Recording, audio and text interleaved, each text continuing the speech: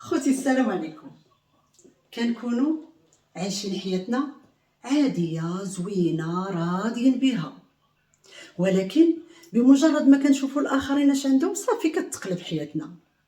غادي نحكي لكم قصه غزلان اللي كانت غاديه غضبانه لدار باها، سامحه في الراجل وفي الاولاد، ولكن سمعت شي هضور من السراج ديال الجيران، رجعت بالزربه وعمرها ما عاودت قالت نغضب.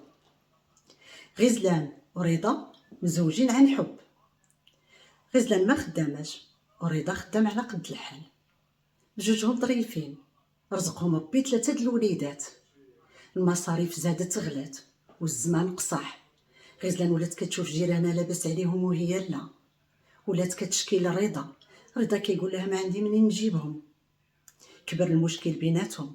واحد النهار تزايدوا، غزلان قالت لي غنخلي لك ولادك تدبروا عليهم وانا غادي نمشي لدار با.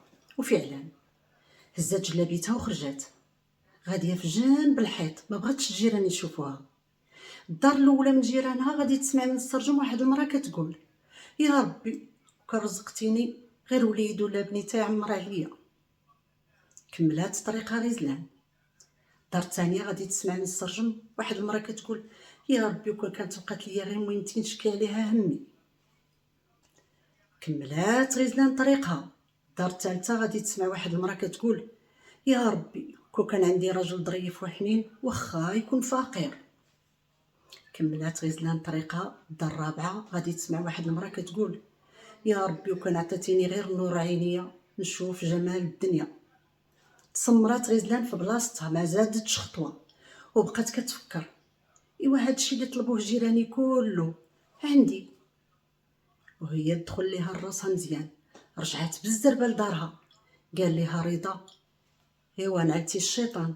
قالت ليه: الله ينعلو ويخزيه، الحمد لله بهادشي اللي عندي. العبره خوتي هي ما نبقاوش نبكيو على داكشي اللي ما عندناش، نحمدو ربي على داكشي اللي عندنا، وبلاش علينا المقارنه مع الاخرين. المقارنه مع الاخرين هي اللي كتخرب البيوت.